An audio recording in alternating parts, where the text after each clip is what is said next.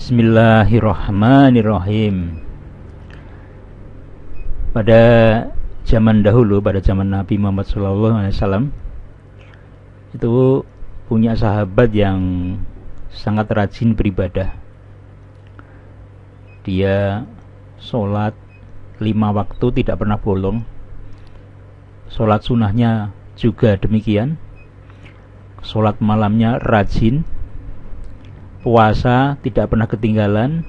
Zakat, infak, sedekah semua terpenuhi. Nah, siapakah dia? Dia bernama Alqamah.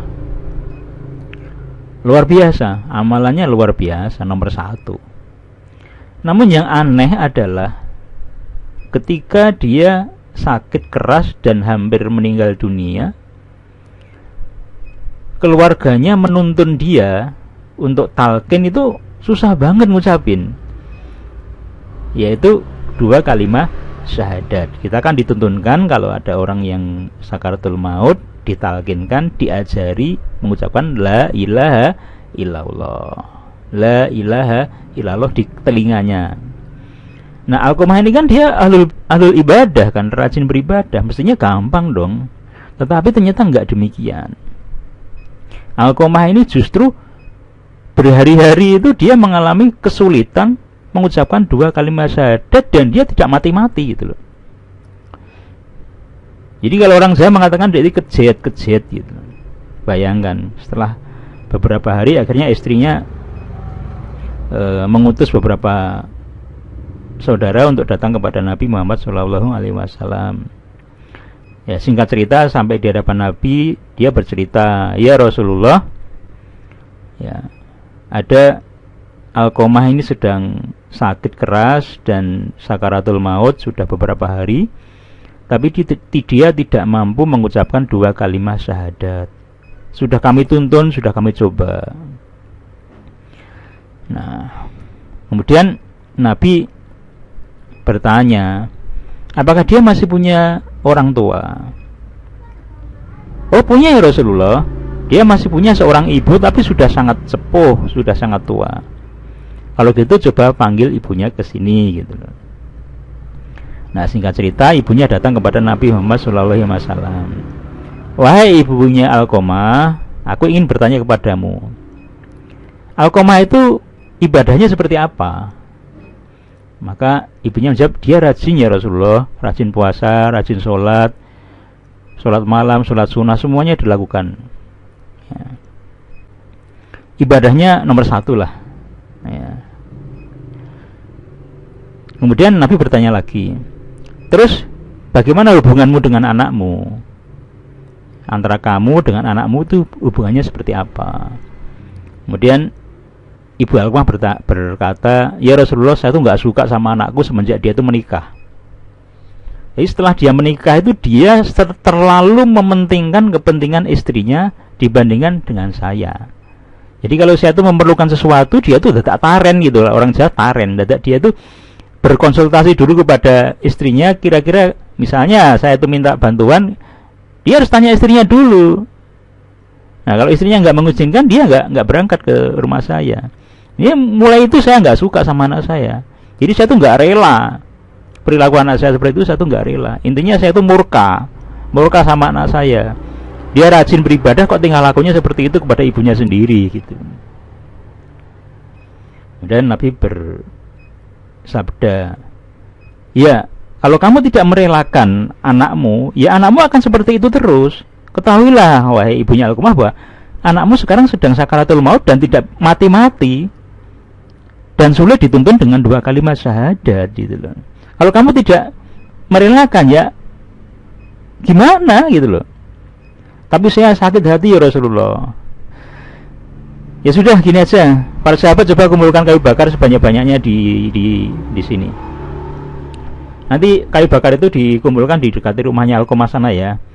Nah, kemudian kaget kan ibunya Alqamah, "Loh, ya Rasulullah, kenapa dengan kayu bakar itu harus dikumpulkan di dekat rumahnya Alqamah?" "Ya buat bakar anakmu biar bisa mati. Kasihan kalau nggak mati-mati gitu, dibakar aja biar cepet gitu loh." Maka seketika itu ya namanya juga seorang ibu ya. Ibu itu bagaimana ya, kasih sayang ibu sepanjang masa. Tego larane ora tego matine gitu loh. Maka kemudian dia berkata kepada Nabi, ya Rasulullah, saya nggak tega lihat anak saya dibakar ya Rasulullah. Untuk itu saya ikrar, saya ikhlaskan anak saya relakan anak saya maafkan anak saya atas perilakunya yang di masa lalu sangat menyakiti hati saya. Nabi bersabda, apakah kamu mengucapkan itu tulus lahir sampai batin, ataukah hanya karena takut anakmu dibakar?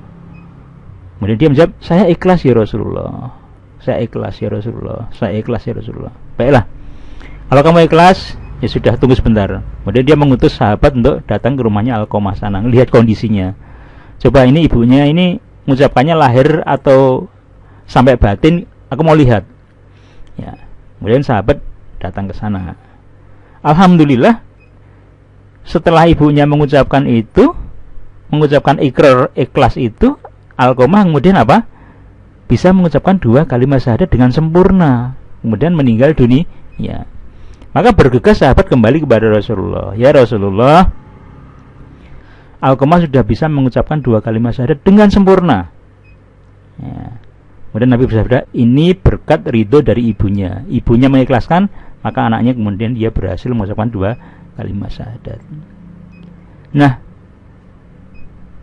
sahabat-sahabat sekalian, apa yang bisa kita ambil dari hikmah kisah Alqamah di zaman Rasulullah ini? Yang pertama adalah, sehebat-hebatnya kita beribadah, seampuh-ampuhnya kita melakukan suatu peribadatan, mungkin kita mengira akan mudah mengucapkan 2 kalimat syahadat, karena Nabi bersabda, man akhiru kalamihi la ilaha illallah dakhalal jannah, kan gitu ya hadisnya. Barang siapa yang dia mengucapkan 2 kalimat syahadat, maka akan masuk surga. Kalau gitu orang-orang berpikir, ya udah nanti aja kalau mau mati mengucapkan 2 kalimat syahadat. Tapi menilai kisah Alqamah tadi, ternyata untuk mengucapkan 2 kalimat syahadat tidak semudah itu. Masih diperlukan syarat dan ketentuan berlaku, kan gitu kalau dalam istilah sekarang itu syarat dan ketentuan berlaku, yaitu apa? Perilakunya mengikuti dari 2 kalimat syahadat itu tadi. Dalam kehidupan sehari-hari kita itu perilakunya mengikuti. Ya berbakti kepada orang tua, yang baik kepada tetangga, yang dia tidak pernah menyakiti orang lain, ya dia berlaku jujur. Ya agama Islam dijalankan dengan sebaik-baiknya, maka dia mudah mengucapkan 2 kalimat syahadat. Nah, yang kedua adalah bahwa seorang ibu itu punya apa istilahnya ya? Pengaruh ibu itu sangat besar terhadap anaknya, terhadap kesuksesan anaknya di dunia wal akhirah, ternyata bukan hanya di dunia tapi di akhirat. Maka berbakti kepada orang tua itu sampai di Al-Quran dinaskan supaya manusia itu berbakti kepada kedua orang tua itu kan. Nah, maka kita yang masih hidup di dunia ini, kalau pengen sukses mengucapkan 2 kalimat syahadat, maka syarat dan ketentuan berlaku, yaitu kita berperilaku yang sebaik-baiknya sesuai dengan tuntunan Allah dan Rasulnya. Insya Allah kita termasuk orang-orang yang nanti akan dimudahkan dalam mengucapkan 2 kalimat syahadat ketika kita sudah mau meninggal. Jadi jangan berpikir kita sehari-hari gitu kita berperilaku kurang ajar, nanti di akhir hayatnya alah gampang nanti tinggal diucapkan. Tidak semudah itu. Demikianlah iktibar atau manfaat atau hikmah di balik kisah Alqamah ini. Mudah-mudahan kita bisa memahami dan kita bisa mengamalkan dalam kehidupan kita sehari-hari. Wabillahi taufiq wal hidayah. Wassalamualaikum warahmatullahi wabarakatuh.